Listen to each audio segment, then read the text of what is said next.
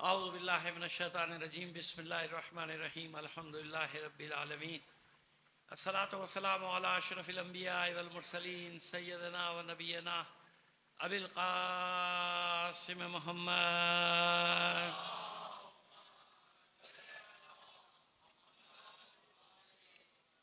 وآلہ الطیبین الطاہرین المعصومین ولعنۃ اللہ علی اعدائہم اجمعین من الآن الی قیام یوم الدین اما بعد فقد قال اللہ تعالی فی کتابہ المبین وہو اصدق القائلین وقولہ الحق بسم اللہ الرحمن الرحیم قل لئن اجتمعت الانس والجن علی ان یاتوا بمثل هذا القرآن لا یاتون بمثلہ ولو کان بعضهم لبعض ظہیرا صلوات علیہ.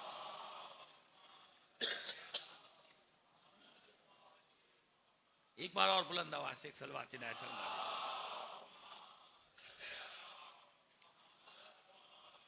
عزیزان محترم، آج ظاہر ہے کہ خاص مجلس ہے، مصائب کو بھی زیادہ وقت دینا ہے، لیکن ہمیں یاد ہے وہ شرک اور شکر کی بات کرنی ہے کہ ان میں فرق کیا ہے. جو ہر چیز پہ ایک تہمت لگا دی جاتی ہے نا، الزام لگا دیا جاتا ہے، کوئی کام کیوں نہ شرک ہو گیا، یہ کام کیوں نہ شرک ہو گیا، ہر چیز ان کو شرک نظر آنے لگتی ہے. خیر اس پر بات کریں، وہ تو کرنا ہی ہے، لیکن پہلے حسب وعدہ مضمون سے ہوتا ہے. کل جہاں پہنچے تھے تھوڑا سا اس کو آگے بڑھائیں بات کو، پھر سارے مطلب آ جائیں گے. ایک بار اور صلوات بھیجیے محمد آل محمد پر.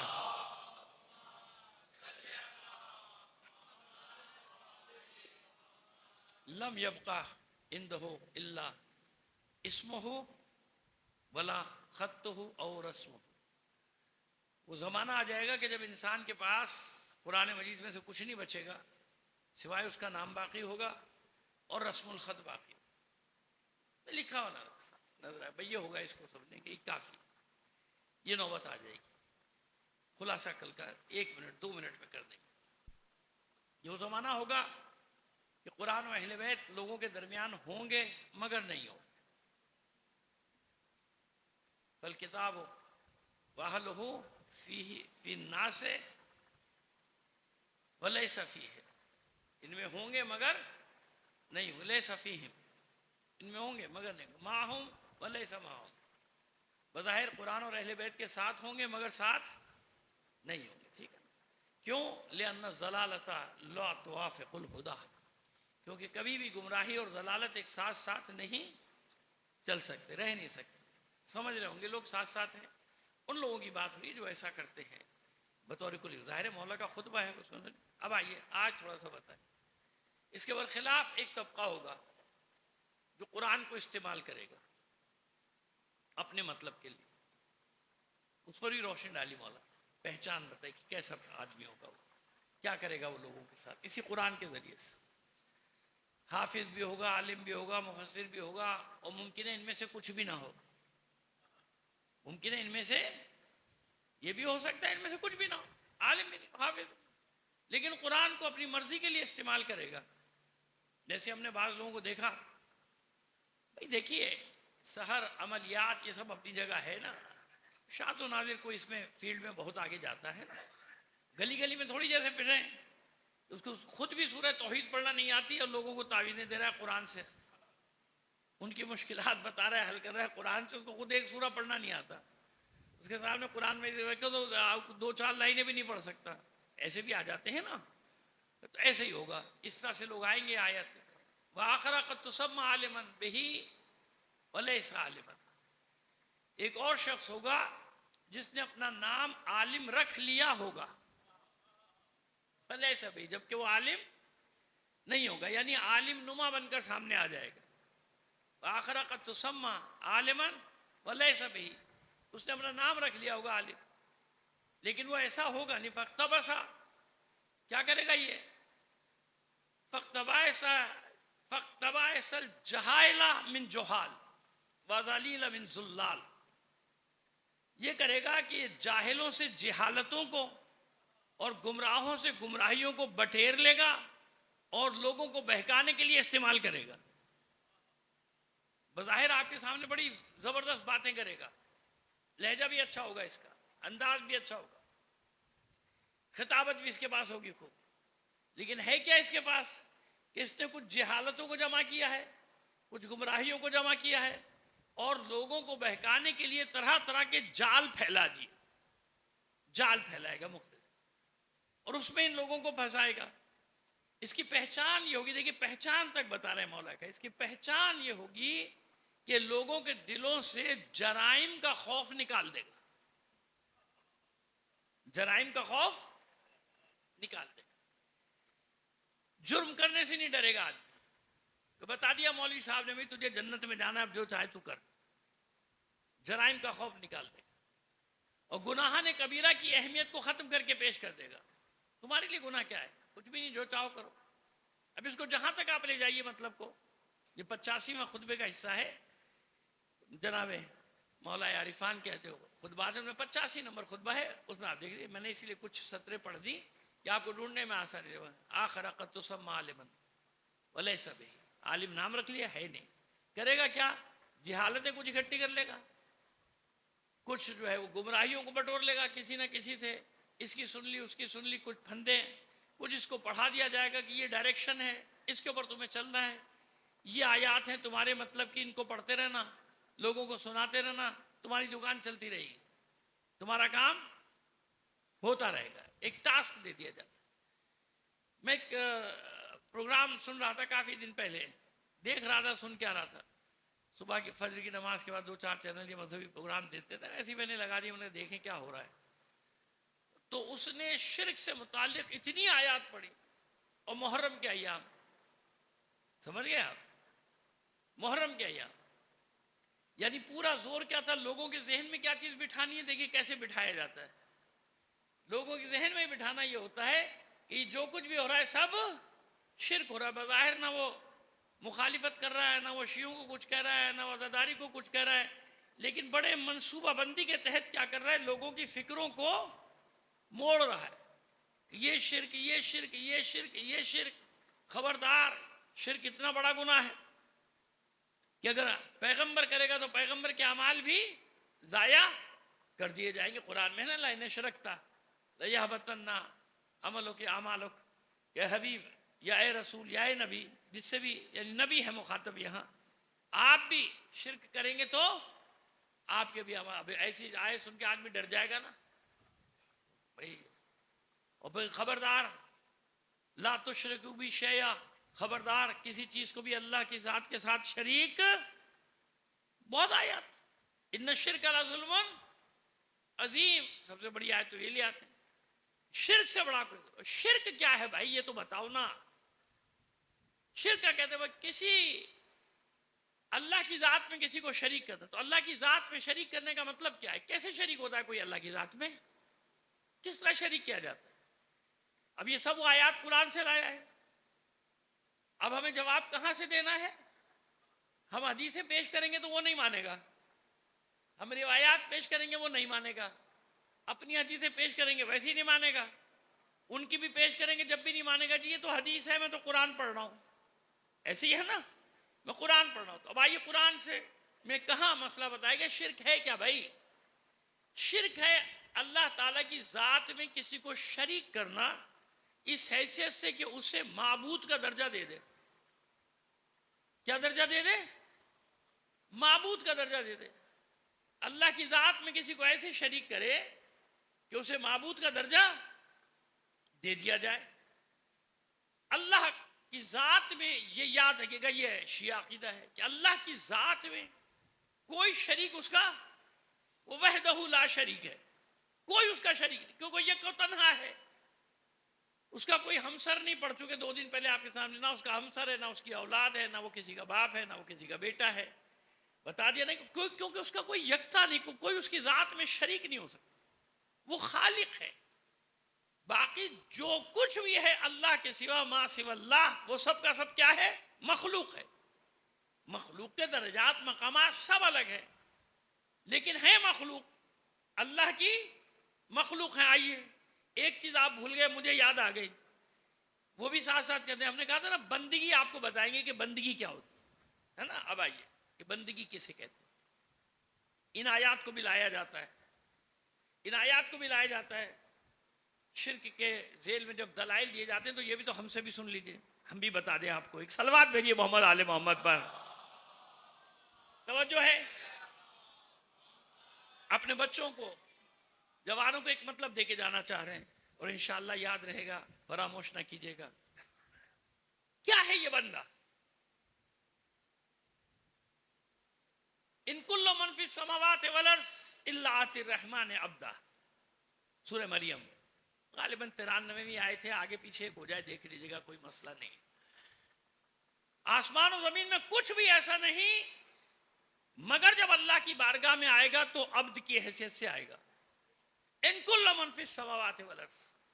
آپ اس کو مثبت معنی بھی کر سکتے ہیں، یوں بھی کہہ سکتے ہیں کہ آسمان و زمین میں جو کچھ بھی ہے، جہاں ہے، جیسا ہے، جاندار ہے، بے جان ہے، نبی ہے، پیغمبر ہے، امام ہے، نبی کا دشمن ہے، پیغمبر کا دشمن ہے، ظالم ہے، مظلوم ہے، یہ ہے، وہ ہے، جو کچھ ہے، جمادات، نباتات، حیوانات، ملائکہ، سب کے سب الا آتی الرحمن. اب اس میں سب شامل ہے، یاد رکھیے گا.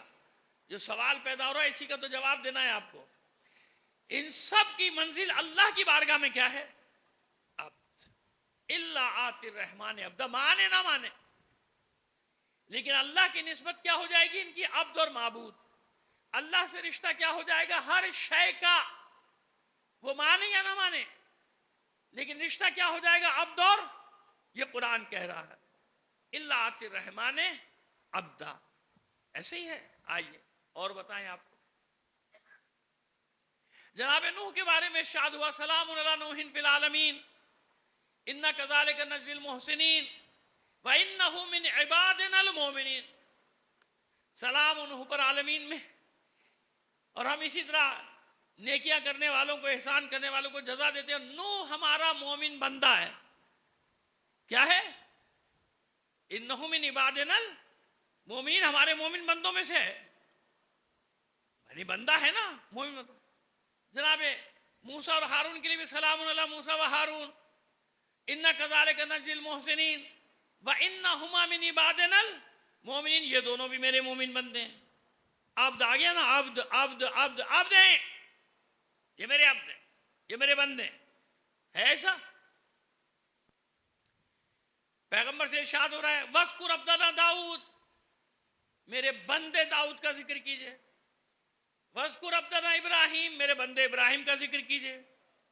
اور کسی مقام پہ سب کا نام ہے، دو چار کا ایک ہی آیت میں نام ہے وَاذْكُرْ عَبْدَنَا ابراہیم وَإِسْحَاقَ وَيَعْقُوبَ. اسحاق، یعقوب، ابراہیم، ان سب کا ذکر کیجئے.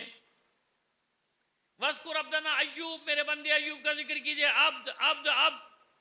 اور جناب عیسیٰ علیہ السلام تو خود کہتے ہوئے آ رہے ہیں انی عبداللہ وآتانی الکتاب، میں اللہ کا بندہ ہوں. بھائی مجھے خدا نہ سمجھ لینا، میں کیا ہوں؟ اللہ کا، میں اللہ کا بندہ ہوں، مجھے خدا نہ سمجھ لینا. اور مجھے کتاب دے کر بھیجا گیا. عبد عبد عبد، نبی عبد، پیغمبر عبد، رسول عبد، اولو العزم پیغمبر عبد، صاحب کتاب پیغمبر عبد عبد عبد. آ رہا ہے سب عبد. آئیے کلمہ شہادت پڑھتے ہیں آپ، کئی مقامات میں پڑھتے نہیں پڑھتے؟ اشہد ان لا الہ الا اللہ وحدہ لا شریک لہ واشہد ان محمدن. پہلے بندہ ہے، بعد میں رسول ہے. واشہد ان محمدن عبدہ، سمجھ آ رہی نا بات؟ بہت آسانی سے سمجھا رہے ہیں. واشہد ان محمدن عبدہ ورسولہ. میں آپ گواہی دے رہے ہیں، خود کہہ رہے ہیں میں گواہی دیتا ہوں کہ محمد اللہ کے بندے پھر رسول ہیں. پہلے کیا ہے؟ بندے. تو یہ بندہ ہے کیا؟ وہی والی بات آئے گی جو وہ کہتے ہیں سب برابر ہیں. بھائی یہی ہے نا، انہی آیات کے تحت کہتے ہیں کہ ہم سب برابر ہیں. قرآن کہہ رہا ہے یہ بھی عبد، یہ بھی عبد، یہ بھی عبد، یہ بھی عبد، سب عبد ہیں. یا عبادی الذین، کہا نہیں کہا کہ قل یا عبادی الذین اسرفوا علی انفسہم، سب بندے. بھائی ہم سے بھی، ہم بھی بندے، وہ بھی بندے، وہ سب برابر. اعتراض سمجھ میں آ گیا جو وہاں سے آتا ہے؟ سوال سمجھ میں آ گیا؟ ایک وہ شرک کی آیات، ایک یہ عبد کی آیات. ٹھیک ہے نا، عبد کی آیات آ گئی کہ جی سب برابر ہیں، بندے ہیں سب. اب آپ کو بھی جن کو سوال اصل میں ان کا اعتراض سمجھ میں نہیں آتا تھا، آج میں نے سمجھا دیا کہ ان کا سوال کیا ہے، کس بنیاد پہ. دیکھیں بنیاد کے بغیر چاہے باطل ہو مگر بنیاد تو چاہیے نا. باطل نظریات کے لیے بھی بنیاد تو درکار ہے. ایسے تھوڑی دنیا میں اتنے باطل نظریات وجود میں آ گئے. ہر نظریے کے پیچھے کوئی نہ کوئی بنیاد تو ہے نا. تو بنیاد میں نے آپ کو بتا دی ان کی کیا ہے. بنیاد یہ ہے بندگی. عبد عبد عبد عبد, سب عبد ہیں بھائی, ہم بھی عبد, وہ بھی عبد, سب عبد برابر. اللہ نے سب کو عبد کہا, عباد کہا. کیا کہا ہے؟ عباد, سب بندے برابر. اللہ نے سب کو بندہ کہا ہے, لہذا سب برابر. سوال آ گیا, اب آئیے جواب کی طرف. جواب قرآن سے ہی دیں گے, اطمینان رکھیے, لیکن پہلے عبد کا معنی تو تلاش کریں. جب کسی لفظ کا معنی سمجھ لیں گے تو جب بات آسان ہو جائے گی کہ نہیں ہو جائے گی. عبد, ارے بھائی عبد کا معنی ہے بندہ, عبد کا معنی ہے غلام, یہ بھی معنی ہے نا. عبد کا ایک کیا معنی ہے, ایک معنی غلام بھی. عبد کا معنی غلام, عبد کا معنی بندہ. اور کون سے معنی؟ آئیے ایک اور معنی ہے عبد کا, امام جعفر صادق علیہ السلام سے.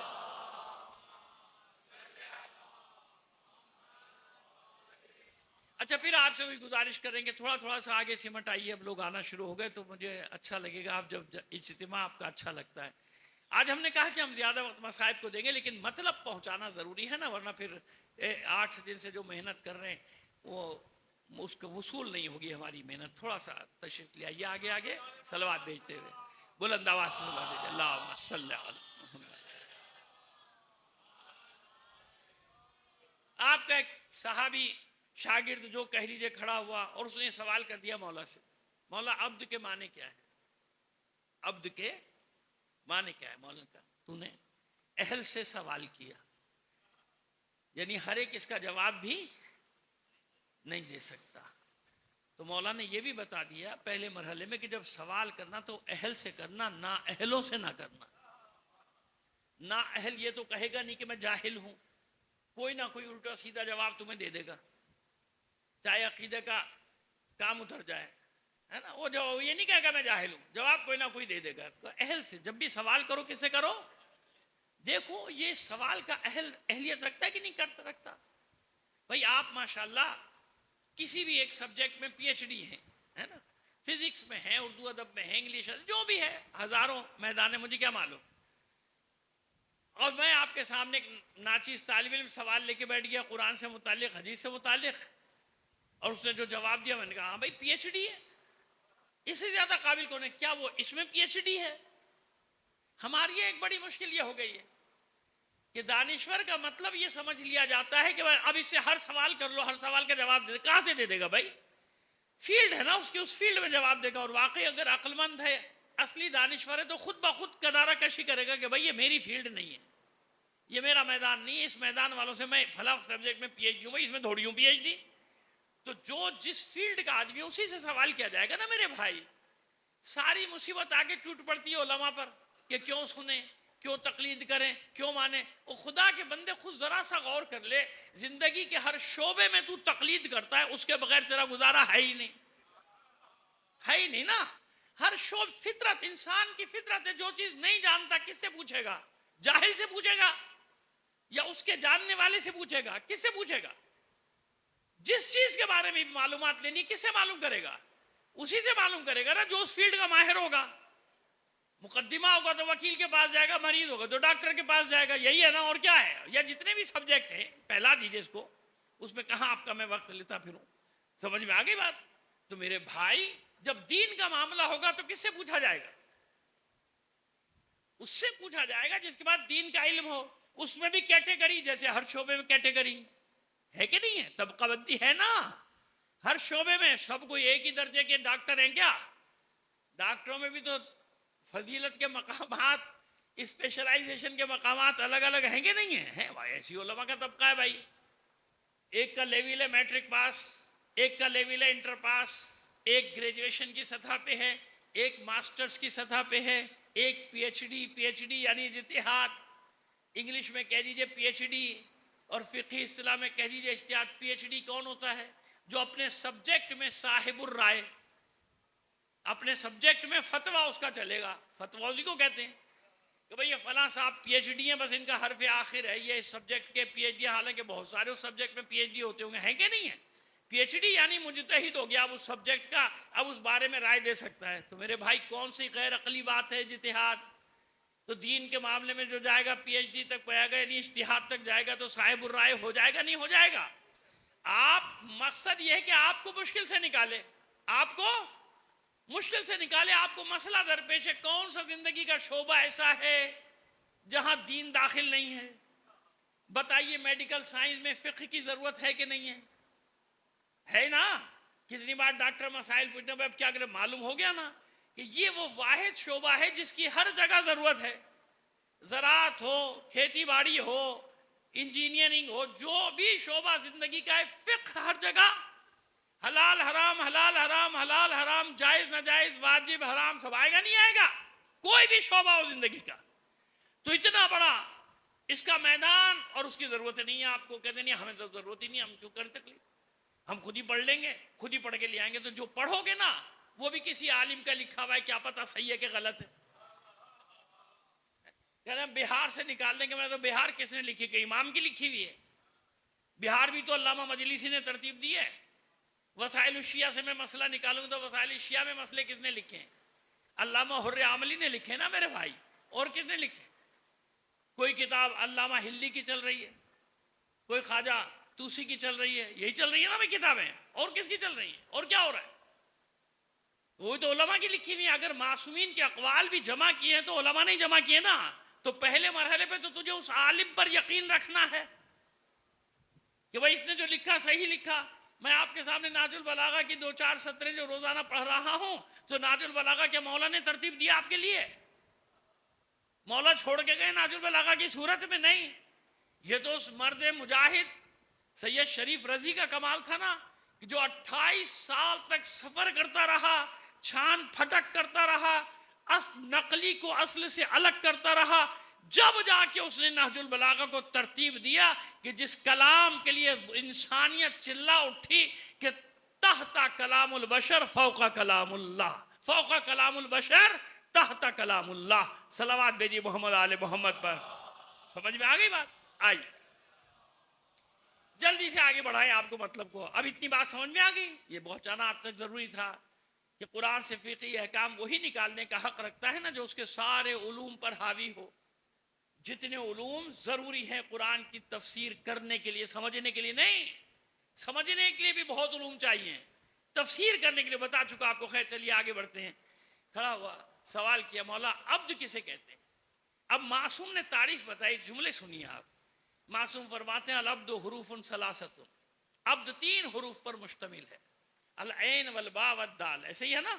العین والباء والدال۔ العین اسم باللہ تعالی، معصوم فرماتے ہیں کہ عین سے مراد ہے، ایک صلوات بھیجیے محمد آل محمد پر، علم باللہ تعالی۔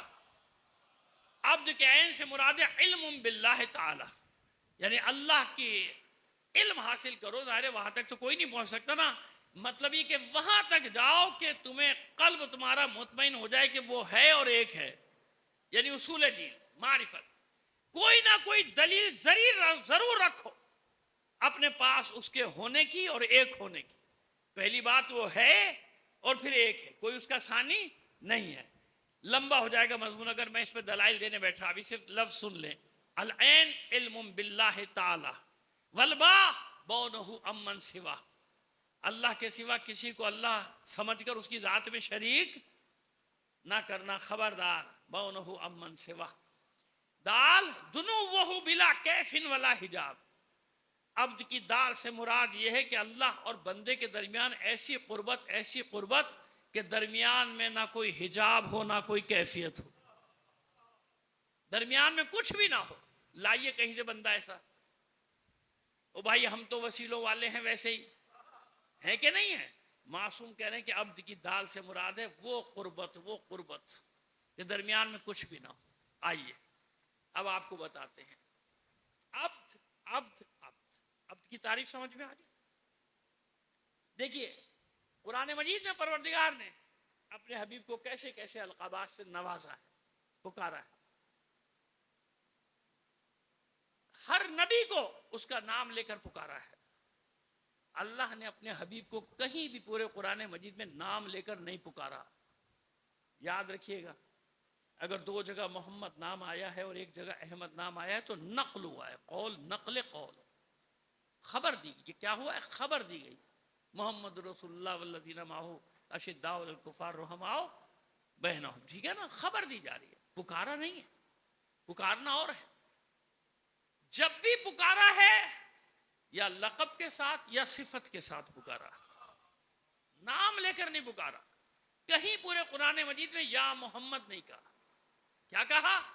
یا ایھا الرسول، یا ایھا النبی، خاتم المرسلین، سید الانبیاء، طٰہٰ، یاسین، مدثر، مزمل، سراج منیر، ایسے ہی ہے نا، نور مبین، یہ سب صفات بتائی.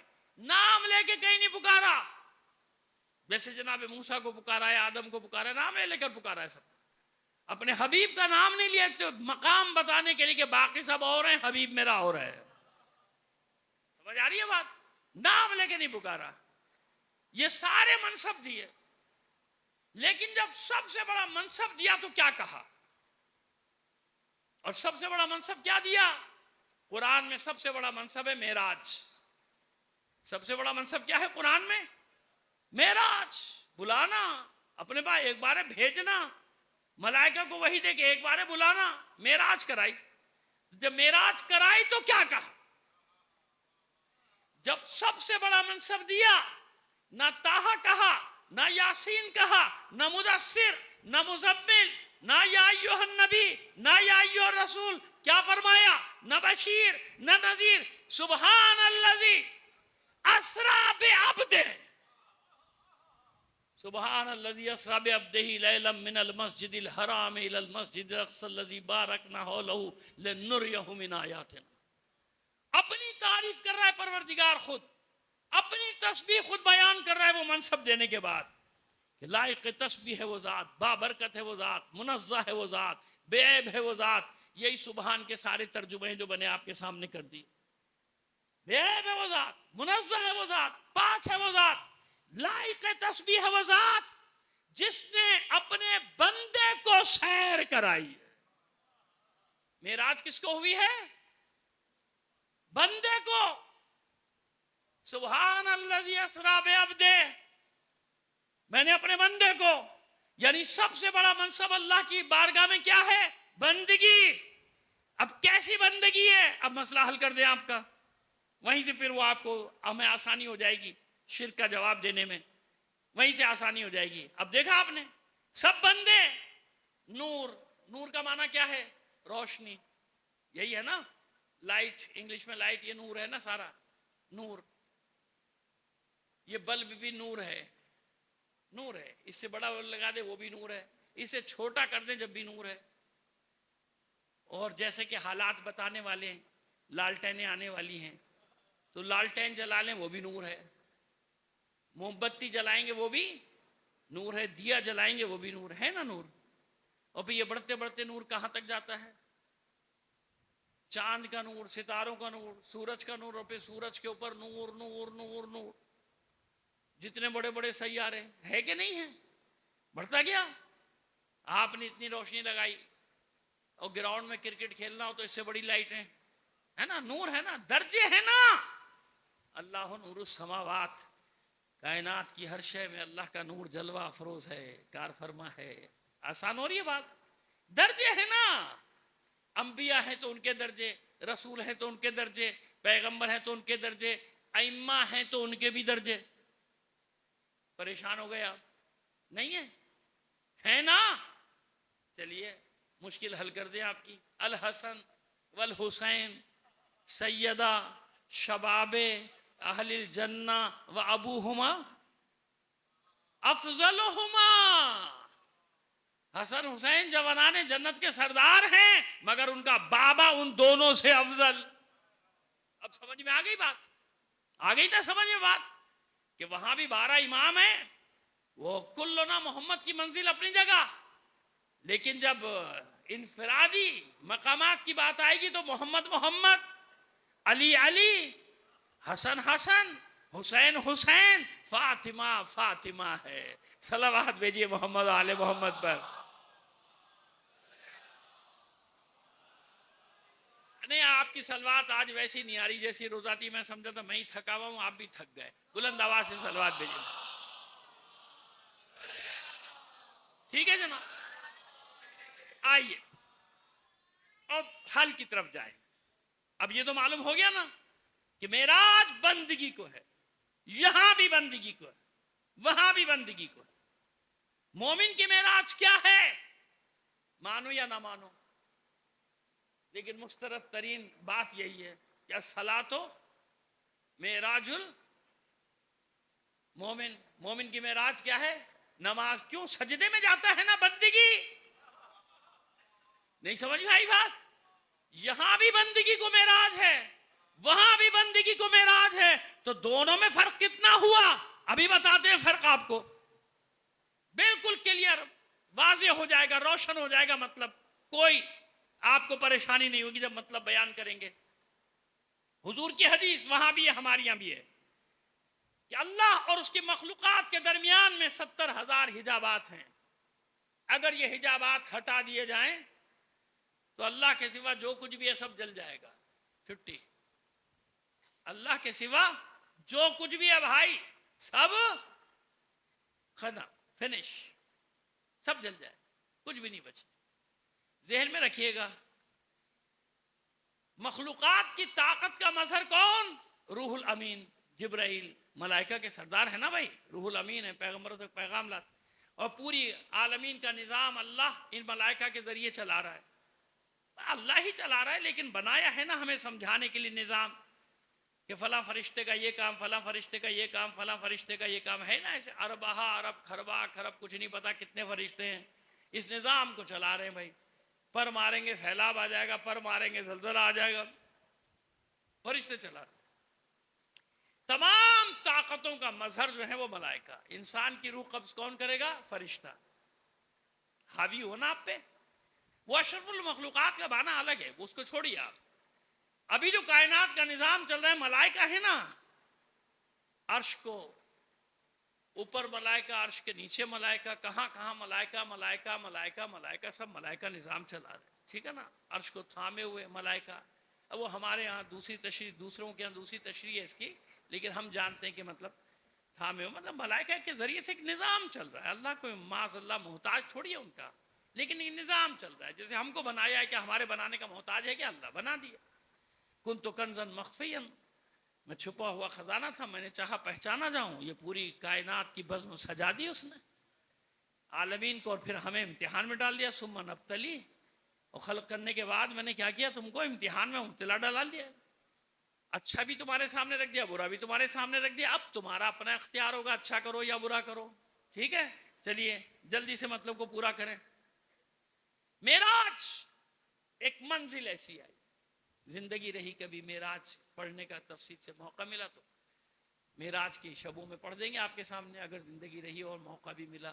معراج ایک منزل آئی, جناب جبرائیل نے اعلان کر دیا, بس حضور اب یہاں سے آگے کیا ہے مجھے بھی نہیں معلوم. بھائی گئے نہیں تو معلوم کہاں سے, مجھے نہیں معلوم, بس آپ جائیے. یہ نور الانوار کا جہان ہے, جس نے بلایا ہے وہ جانے, آپ جانے, مجھے کچھ نہیں معلوم. میری حدیں ختم ہو گئی, میری حد ختم ہو گئی, اب اس سے آگے میں نہیں جا سکتا. حضور نے فرمایا یہ تو حق رفاقت نہیں ہے, جبرائیل یہاں تک ساتھ آئے, آگے بھی تو چلے. یا نہیں حضور, اس سے آگے جا نہیں سکتا, بال برابر بھی آگے بڑھانا یہاں سے, پرے پرواز جل جائیں گے. اعلان کر دیا معذوری کا کہ اس سے آگے میں نہیں جا سکتا, اس سے آگے پرے پرواز جل جائیں گے.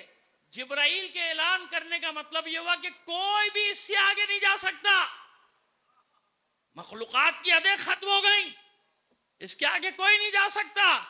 حضور مسکرائے, جانتے تھے جناب جبرائیل کی مجبوری کو کہ جبرائیل نہیں جا سکتے.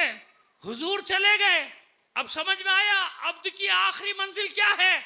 عبد کی آخری منزل یہ ہے کہ جہاں تمام مخلوقات کی حدیں ختم ہو جائیں, وہاں سے محمد عربی کی حد شروع ہوتی ہے.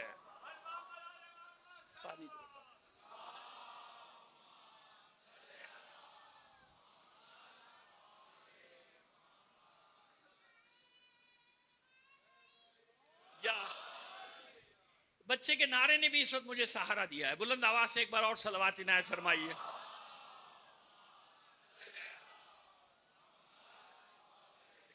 اب بات واضح ہوئی. بندہ بندہ بندہ کوئی پہنچا وہاں تک؟ کوئی پہنچ سکتا ہے وہاں تک؟ قرآن پکار رہا ہے. جبھی تو بہانہ بنانا پڑا. جب یہ دلائل سامنے آئے تو بہانہ بنانا پڑا. خواب میں ہوئی تھی، خواب میں ہوئی تھی. تو خواب میں ہوئی تھی تو پروردگار عالم اتنے فخر و مباحات کیوں کر رہا ہے؟ اس نے کب کہا کہ میں نے خواب کرا؟ سیر کرائیے، میں نے گھمایا. اس کا مطلب تم نے رسول پر اعتراض نہیں کیا، تم نے قدرت الہی پر اعتراض کر دیا. کیوں اللہ اس بات پر قادر نہیں؟ جو تم کہہ رہے ہو ایسا نہیں ہو سکتا، اس کا مطلب تم اللہ کی قدرت کے قائل نہیں ہو. اس وقت اور زمانے کا خالق کون ہے؟ کون ہے؟ اللہ ہے نا. تو جو وقت اور زمانے کا خالق ہے اسی نے تو خلق کیا ہے. وہ جب چاہے جہاں چاہے کائنات کی نبضیں روک دیتا. روک سکتا یا نہیں روک سکتا؟ یہ ہے وہ قادر، یہ ہے وہ قادر جو قرآن مجید میں جگہ جا بجا اپنی قدرت کا اظہار کر رہا ہے. تبارک الذی بیدہ الملک وہو علی کل شیء قدیر. سمجھ میں آ رہی ہے ہماری بات؟ آسان ہو گیا مطلب کہ سب بندے ہیں، میں بھی بندہ ہوں گناہگار، آپ مومن بھی بندے. وہ شیطان بھی اس معنی میں مخلوق ہے کہ نہیں اللہ کی؟ جنوں مانے نہ مانے، برے اچھے، عبد عبد سب عبد ہے، سب اللہ کے سامنے. تو یہی ہے نا عبد اور معبود کا رشتہ ہے. لیکن جو منزل آگے بڑھتی جائے گی، نوح کی منزل اور ہے عبدیت کی، داؤد کی اور ہے، ایوب کی اور ہے، ابراہیم کی اور ہے. کیوں؟ جو آگ میں خود مسکراتے ہوئے اپنے آپ کو پھینکوانے پہ تیار ہو جائے. تم اس کی عبدیت کا برابری کرو گے؟ عیسیٰ کی عبدیت اور ہے، تو درجے بڑھتے گئے کہ نہیں بڑھتے گئے؟ بڑھتے گئے کہ نہیں بڑھتے گئے؟ بس اب جب حسین کو کہا جائے گا یا ابا عبداللہ، تو حسین کے ابا عبداللہ ہونے کی منزلت اور ہے. یہ مطلب بہت اہم ہے جو ابھی میں نے ابا عبداللہ کہا ہے. یہ کل آئے گا انشاءاللہ. گھڑی پہ میری نظر ہے لیکن اس کو یہاں رکھتے ہیں. اب سمجھ میں آ گیا کہ عبد عبد برابر برابر برابر برابر برابر کائے کے برابر ہے؟ کسی کی پرواز وہاں تک جہاں مخلوق، کیونکہ اللہ سے رشتہ یہ ہے. اللہ کو ایک ہی کیفیت میں پسند ہے اپنی مخلوق کہ جب میرے سامنے آؤ تو بندے کی حیثیت سے آؤ. معبود ہے وہ، معبود، معبود کے سامنے آؤ. تو بتایا کہ ابدیت کو معراج دی ہے. میں نے معراج کسے دی ہے؟ جو میری بارگاہ میں اپنی ابدیت کی معراج پہ جائے گا میں اسے وہاں معراج کراؤں گا. تو کوئی تھا ان سے زیادہ بڑھ کر؟ ہر نبی سے حکم ہوتا تھا عبادت کا، کسی کو اللہ نے عبادت سے نہیں روکا. واحد ہے اس کا حبیب. قم اللیل الا قلیلا. اے میرے حبیب، ورم آ گیا پیروں پہ، بس کریں، بس کریں، تھوڑا سا عبادت کریں، راتوں کو جاگیں لیکن تھوڑا سا کم کریں. یعنی مشیت جہاں یہ حکم دے تو کیا عبادت کا عالم ہوگا اس حبیب کی. اب بات سمجھ میں آئی کہ عبد عبد کی تم نے رٹا لگایا تو سب عبد برابر نہیں ہے. آئیے چھوٹی سی مثال اور مسئلہ حل ہو گیا. صلوات بھیجیے محمد آل محمد پر. نماز، اس میں دلائل بہت ہیں لیکن میں نے عرض کیا کہ گھڑی بہت تیزی سے آگے بڑھ رہی ہے. ایک ہی مثال آج دیں گے. مثالیں بہت ہیں، ہر عبادت میں مثالیں، لیکن ہم نماز کو لے رہے ہیں. ہم نے صرف نماز کو لیا.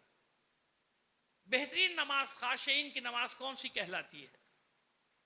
وہ یہ کہلاتی ہے کہ سوائے اللہ کے کسی کا خیال نہ ہو. خضوع و خشوع ہے نا. آپ کوشش کر سکتے ہیں، بھائی میں تو نہیں پڑھ سکتا، میں سچ سچ بالکل سچ بتا رہا ہوں، آپ گناہگار بندہ ہوں، عام جیسا انسان ہوں.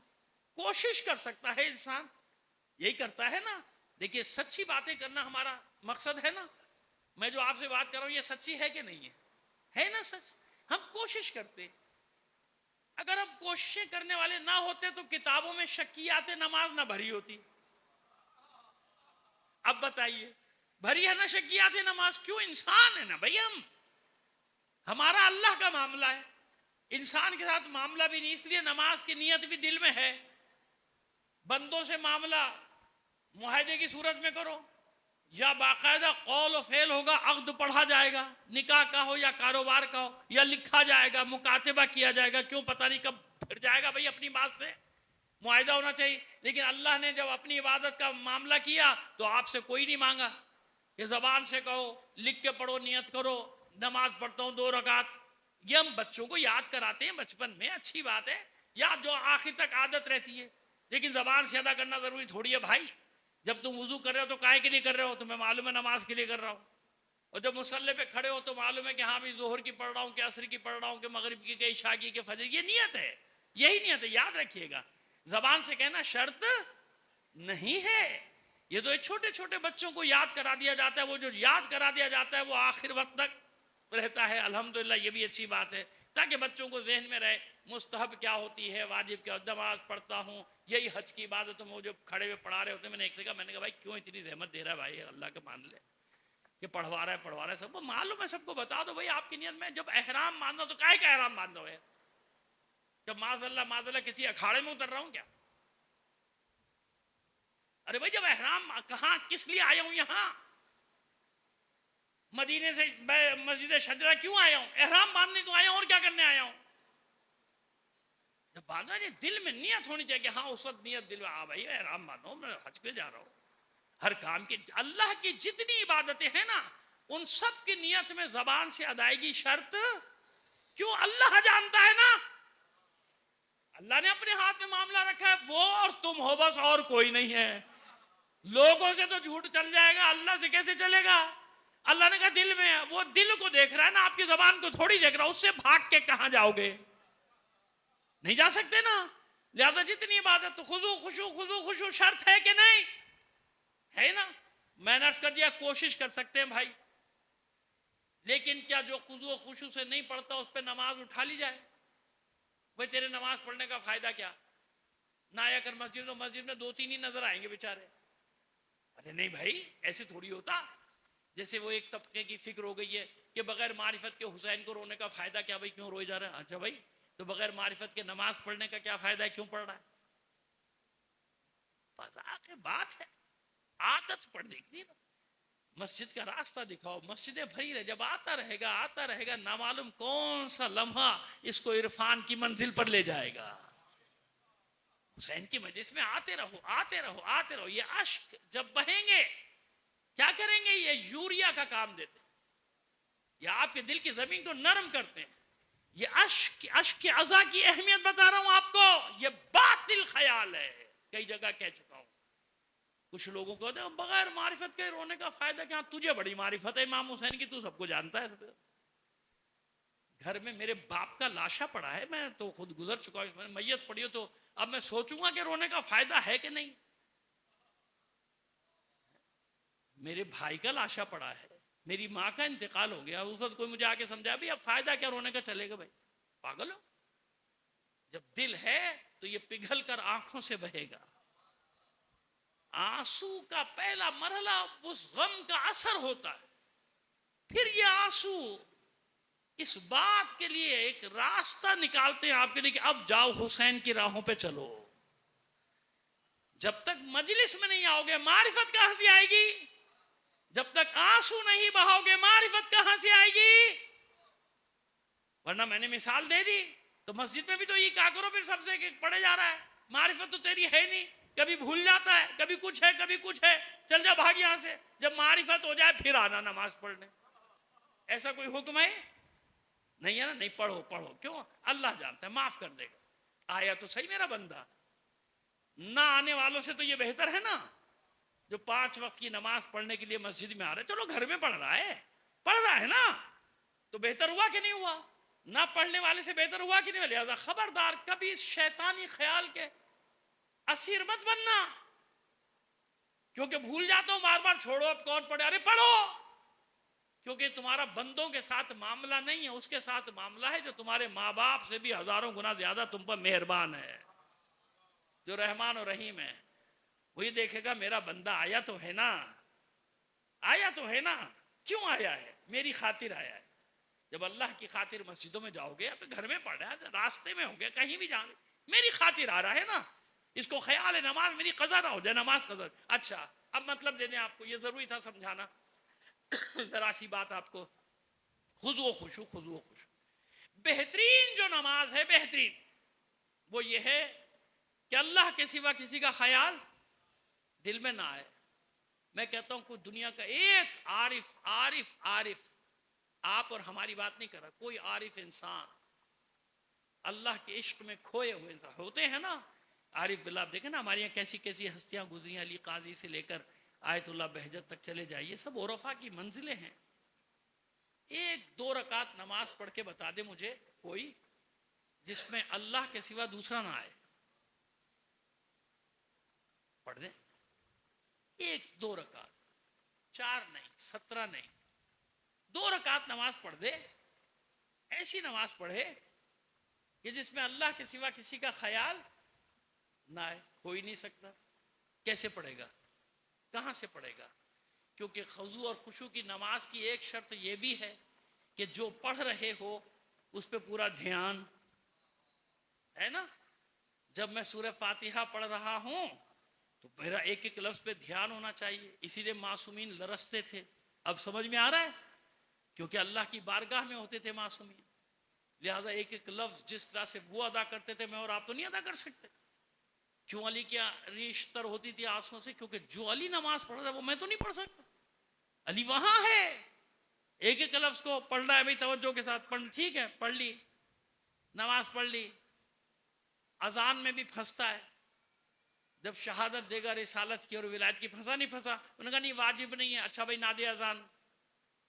اقامت کا واجب نہیں، اچھا نہ دے، نماز پڑھ، پڑھ نماز، نہیں پڑھا درود مستحب ہے، نہ رکوع میں پڑھا نہ سجدے سے اٹھتے وقت پڑھا، لیکن تشہد تو پڑھے گا نا، اس کے بغیر نماز ہو جائے گی؟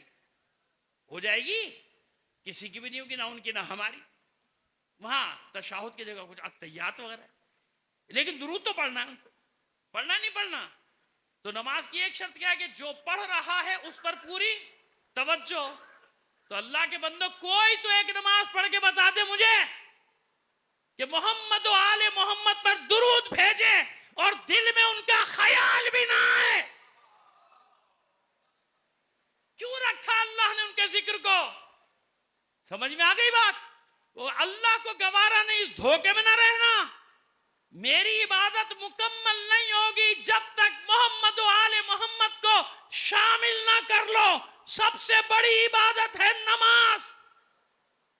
ان قبلت قبلت ما سوا و ان ردت ردت ما سوا، یہ منزل ہے نماز کی۔ اس سب سے بڑی عبادت کو اللہ نے مشروط کر دیا محمد و آل محمد کے ذکر کے ساتھ، یہ بتانے کے لیے کہ جن کا ذکر میری مرضی سے عبادت میں شامل ہو ان کا ذکر شرک نہیں ہوتا۔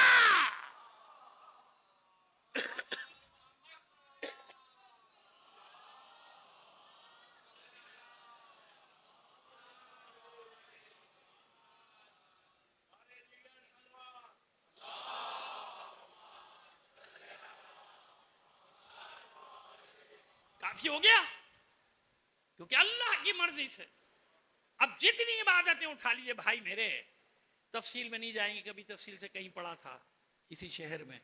حج کو دیکھ لو نا، کیا کہتے ہوئے جاتے ہیں؟ لبیک اللہم لبیک لبیک لا شریک لک لبیک، کوئی شریک نہیں کوئی شریک نہیں کوئی شریک نہیں۔ نکال دینا ابراہیم کو، نکال دو حج سے سنت ابراہیم کو، نکال دو جناب ہاجرہ کی سنت کو، یہ سب واجبات ہیں حج کے۔ نکال دو صحیح کو، نکال دو زمزم کو، نکال دو مقام اسماعیل کو، نکال دو مقام ابراہیم کو۔ ہو سکتا ہے کہ ان جگہوں پہ جاؤ اور جنہوں نے اللہ کی راہ میں قربانیاں دی ان کا یاد نہ آئے۔ اللہ نے تو خود یاد دلایا کہ جب تک قربانی نہیں دو گے حج نہیں ہوگا۔ میرے بندے اسماعیل، میرے بندے اسماعیل کے کلیئر ہو رہا ہے کنسپٹ کلیئر ہو رہا ہے کہ اللہ کے حکم سے جن کا ذکر کیا جائے اللہ نے شامل کر دیا نا۔ تو اصل میں اللہ کی اطاعت، کس کی اطاعت ہو رہی ہے؟ جب ہم محمد و آل محمد کا ذکر کر رہے ہیں تو یہ اللہ ہی کی اطاعت ہو رہی ہے، الگ سے کوئی عبادت نہیں ہو رہی.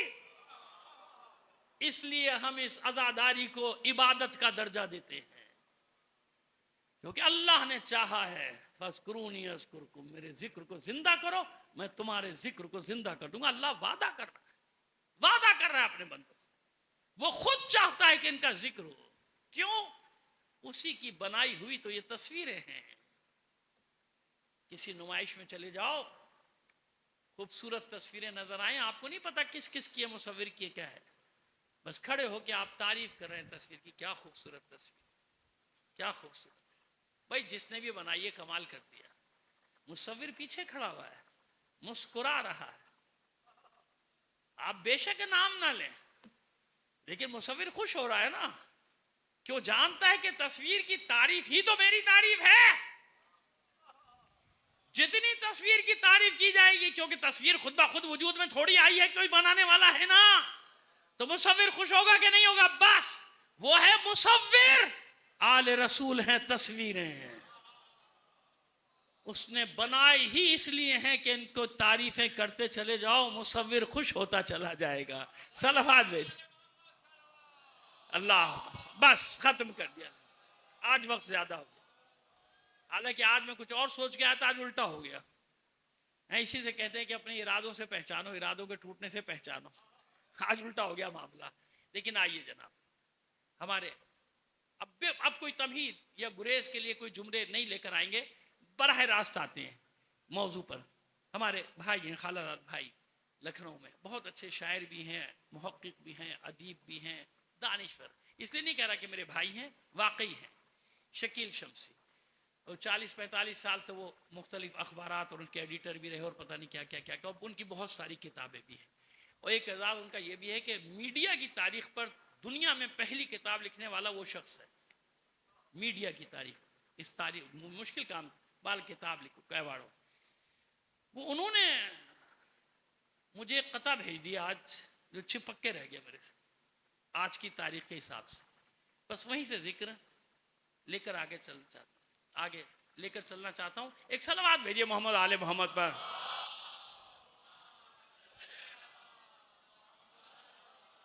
اچھا، شاعر کا نام میں اس لیے بھی لے دیتا ہوں کیونکہ میں خود بھی کبھی کبھی تک بندی کر لیتا ہوں، شعر کہہ دیتا ہوں.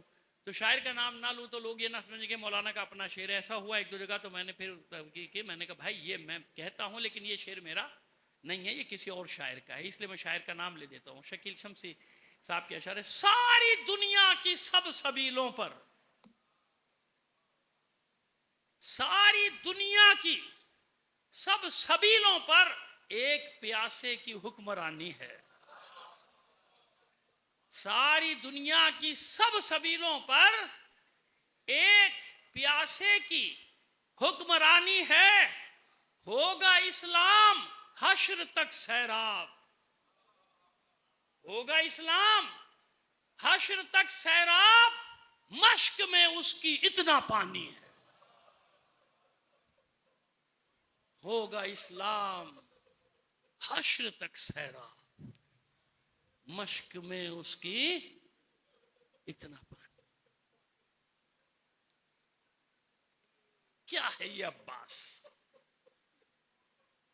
کیسے میں تعریف کروں عباس کی؟ الفاظ نہیں ہیں، جملے نہیں ہیں کہ عباس کی کس طرح تعریف بیان کر سکوں. بس ایک جملہ ہمیشہ میرے ذہن میں آتا ہے جس سے ساری دنیا مرادیں مانگتی ہے نا، اس کا نام ہے علی. جس سے ساری دنیا مرادیں مانگے اس کا نام ہے علی. علی کی مراد کا نام ہے عباس. یوں سمجھ لیجیے کتنا اہتمام کیا تھا مولا نے. قبیلہ ڈھونڈا گیا، بہادری ڈھونڈی گئی، حسب نسب کھنگالے گئے، جب جا کے عباس مشیت نے دیا ہے. علی کو ایسے نہیں ملا. جب دنیا میں آئے تھے نا عباس نے آنکھیں تھوڑی کھولی تھیں. علی مسجد میں تھے جب خبر دی گئی، دوڑے دوڑے آئے تھے. علی کبھی دوڑتے نہیں تھے لیکن تیز تیز قدم اٹھاتے ہوئے آئے تھے، جلدی جلدی. آغوش میں لے لیا تھا اپنے لال کو. جانتے تھے نا یہ وہی ہے جو میری نیابت کرے گا، یہ فخر کم ہے عباس کا کہ اپنے بابا کا نائب ہے؟ اور یہ فخر بھی تو دیکھیے سب علمدار ہے، خاندان میں ہے نا، جناب حمزہ، جناب جعفر سے کو مولائے کائنات سے بڑا علمدار کون ہے؟ لیکن عباس کا اعزاز یہ ہے کہ اگر نام نہ لو علمدار کا اور خالی علمدار کہہ دو تو پوری دنیا جانتی ہے کہ عباس عباس عباس۔ صرف علمدار اگر کہا جائے گا نا تو سب یہی سمجھیں گے عباس عباس۔ ماں نے پریشان ہو کر کہا تھا میرے سید و سردار، میرے آقا مولا بچے نے آنکھ نہیں کھولی ہے، علی کی آغوش میں بھی آنکھ نہیں کھولی تھی۔ علی مسکرائے، حسین کو بلاؤ۔ ہاں حسین دوڑتے ہوئے ضرور آئے تھے، بابا میرے بھائی کو میری آغوش میں دے دیو، حسین جوان ہے، بچہ نہ سمجھیے گا حسین کو، 20-22 سال کا فرق ہے جناب سید الشہداء اور جناب عباس کے سن و سال میں۔ فوراً آغوش میں لیا تھا، جانتے تھے یہ کون ہے، اور جب حسین کی آغوش میں آئے تھے تو آنکھیں کھولی تھی عباس نے۔ اور دلیل، جب گھوڑے سے گرے تھے نا عباس اور حسین نے سر اپنے زانو پہ رکھا تھا تو عباس نے یہی کہا تھا کہ مولا دنیا میں جب آیا تھا نا تو میں نے سب سے پہلے آپ کی زیارت کی تھی، یاد آ گیا؟ اب جی چاہتا ہے کہ جاتے وقت بھی آپ کے رخ انور کی زیارت کر۔ ٹھیک ہے، یہ وہ ہے عباس، یہ وہ عباس مان ہے، ڈھارس۔ ثانیہ زہرا نے یوں ہی توڑی کہہ دیا تھا عباس۔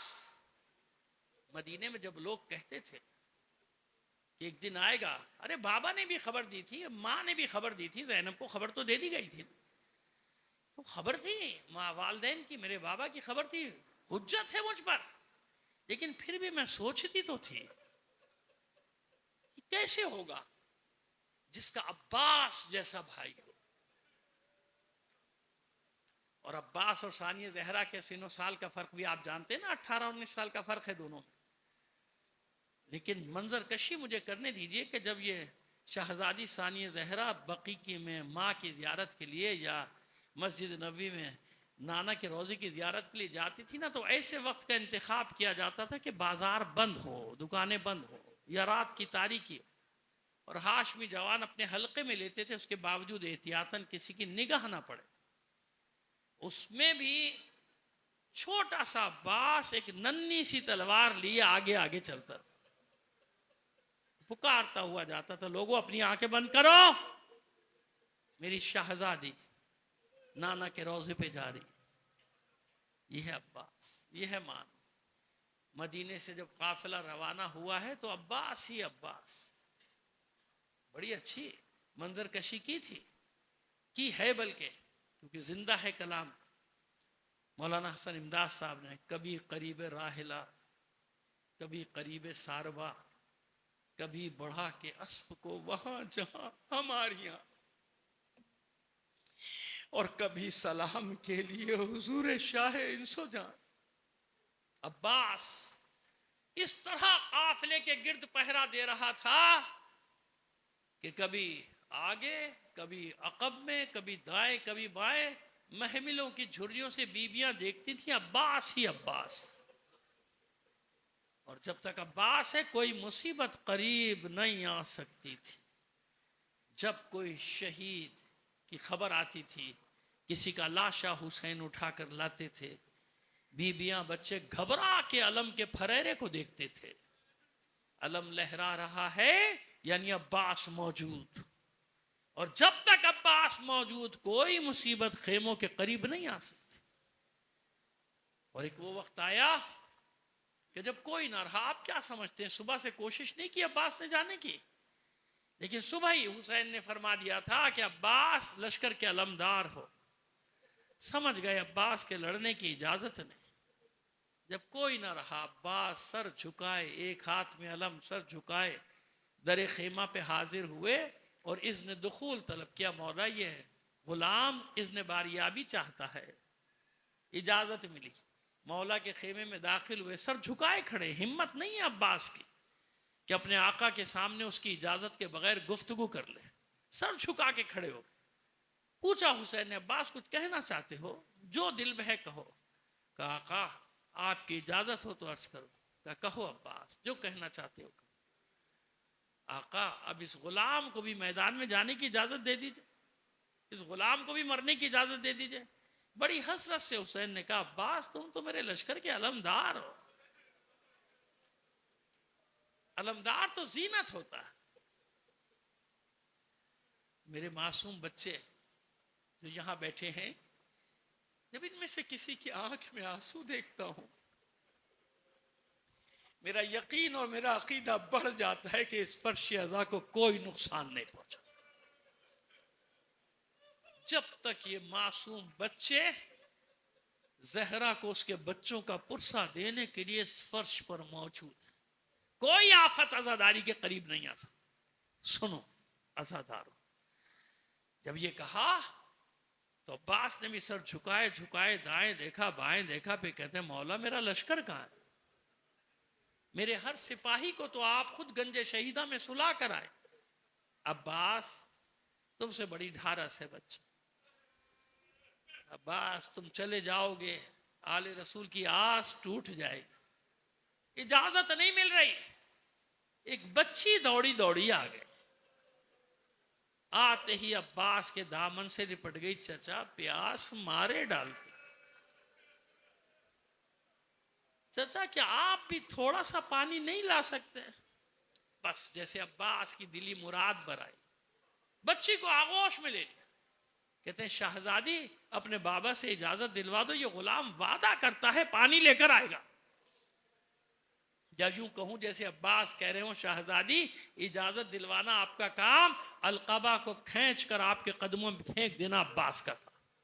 سفارش ایسی تھی اجازت کیوں نہ ملتی؟ بچی گئی اور اندرون خیمہ سے ایک سوکھی ہوئی مشکیزہ لے آئی۔ عباس اس بچی کے سامنے دو زانو بیٹھ گئے، اتنا جھکے کہ اس بچی نے عباس کے گلے میں مشکیزہ ڈالا۔ یہ ہر علم کے ساتھ پنجے کے ساتھ مشکیزہ کسی معصومہ کی نشانی ہے، کسی بچی کی نشانی ہے جو قیامت تک کوئی الگ نہیں کر سکتا علم سے۔ پس عزادارو عباس روانہ ہوئے، قبضہ بھی کر لیا، پانی بھی بھر لیا۔ بھاگا ہوا لشکر جمع ہوا، پسر سعد نے حکم دیا کسی قیمت پر پانی خیمے میں نہ جانے پائے، تیروں کا میں برسا دیا، کوئی قریب آنے والا نہیں۔ اور عباس گھوڑے کو ایڑ دیتے جا رہے ہیں، جلدی کر بس خیمہ گاہ تک پہنچا دے۔ حسین ایک بلند مقام پر کھڑے ہو گئے، اب علم نظر آ رہا ہے کیونکہ چاروں طرف سے تو لشکر نے گھیرا ہوا ہے۔ حسین دیکھ رہے ہیں کہ علم تیزی سے خیمہ گاہ کی طرف آ رہا ہے۔ پھر حسین نے دیکھا کہ علم کی رفتار کم ہو گئی، پھر حسین نے دیکھا کبھی علم دائیں جاتا ہے کبھی بائیں جاتا ہے، سمجھ گئے نا آپ؟ عباس راستہ بنانے کی کوشش کر رہے ہیں۔ ایک بار حسین نے دیکھا کہ علم جھکا مگر اٹھ گیا، سمجھ گئے حسین میرے شیر کا ایک بازو قلم ہو گئے۔ کچھ دیر کے بعد علم پھر جھکا، پھر بلند ہوا، سمجھ گئے دوسرا بازو بھی قلم ہو گیا۔ کیا کرے عباس؟ علم سنبھالے یا مشکیزہ؟ کچھ دیر تک علم تھر تھر آیا، ٹھنڈا ہو گیا، پھر اٹھا نہیں۔ حسین سمجھ گئے میرا شیر مشکل میں آ گیا۔ کیا کیا؟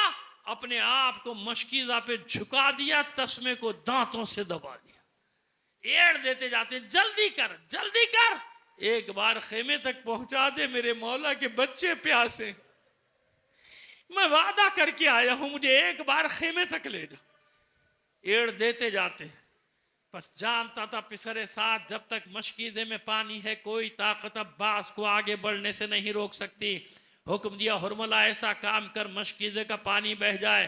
اس ملعون نے پہلا تیر کمان میں جوڑا، قریب آیا، کوئی جگہ خالی نظر نہیں آتی تھی جہاں سے مشکیزے پر تیر مارتا۔ پہلو میں ذرا سا حصہ اسے مشکیزہ کا نظر آیا، اس ملعون نے اتنے قریب سے تیر مارا کہ تیر مشکیزہ کو چھیدتا ہوا عباس کی پسلیوں میں پیوست۔ بس اس تیر کا لگنا تھا، عباس نے فریاد بلند کی، واہ مصیبتا، ارے تیر کے پسلیوں میں لگنے کی وجہ سے نہیں، عباس کی مصیبت یہ تھی کہ پانی بہہ گیا، گھوڑے کا رخ موڑ دیا عباس نے، واپس چل اب کدھر جاتا ہے، اب تو میرے بازو بھی نہیں کہ میں پھر پانی لانے کی کوشش کر لوں۔ عزاداران حسین جس طرح سے عباس میدان میں گرے تھے گھوڑے سے، کوئی نہیں گرا تھا، ایک آنکھ میں تیر پیوست تھا، اور اس تیر کا حال یہ لکھا ہے کہ جب تیر آنکھ میں لگا، یہ خود مولا نے کسی ذاکر کو خواب میں بتایا تھا، سن میری مصیبت یہ تھی کہ میرے بازو نہ تھے، پانی بہہ چکا تھا، تیر سنسناتے ہوئے آتے تھے، میرے جسم میں پیوست ہوتے چلے جاتے تھے، ایک تیر ظالم نے ایسا مارا میری آنکھ میں پیوست ہو گیا، مجھے بہت اذیت تھی، میں نے سر کو جھٹکے دے کر چاہا یہ تیر نکال دوں، نہ نکال سکا، کٹے ہوئے ہاتھوں کو جوڑ کر چاہا تیر کھینچ لوں، نہ کھینچ سکا، میں نے ساری طاقت جمع کی، زانوؤں کو فضا میں بلند کر کے تیر کھینچنا چاہتا تھا، ایک ملعون نے ایسا گرز میرے سر پہ مارا تھا۔ سن ذاکر حسین، کربلا کا جو شہید بلندی سے نیچے آتا تھا، ہاتھوں کا سہارا لیتا تھا، میرے ہاتھ نہ تھے، میں اس طرح سر کے بل گرا تھا، سارے تیر میرے جسم میں پیوست ہو گئے تھے، ختم کیا میں نے، بہت دیر ہو گئی۔ سکینہ نے فضہ سے کہا، اماں فضہ دیکھ میرا چچا نہیں آتا، کوئی تو خبر لے کر آ۔ فضہ نے خیمے کا پردہ اٹھایا، کچھ دیر مشاہدہ کیا، پھر واپس پلٹ کر کہتی ہے، شہزادی مبارک ہو، مبارک ہو، تیرے چچا نے اپنا وعدہ پورا کر دیا، تیرے چچا کا علم آ رہا ہے۔ میں کہتا ہوں اماں فضہ، آپ نے جلدی کر دی، آپ نے انتظار نہیں کیا، آپ کچھ انتظار کرتی، علم قریب آتا تو دیکھتی تو صحیح کہ علم عباس کے خون میں غرق ہے۔ بس بچی نے اتنا سنا میرے چچا کا علم آ رہا ہے، دوڑنا شروع کیا، ایک خیمے سے دوسرا خیمہ، دوسرے خیمے سے تیسرا خیمہ، آواز دیتی جاتی، آؤ بچوں آؤ، آؤ اپنے اپنے کوزے بھی لیتے آؤ۔ میں نہ کہتی تھی میرا چچا ہے عباس، وہ دیکھو میرے چچا کا علم آ رہا ہے۔ ماتم حسین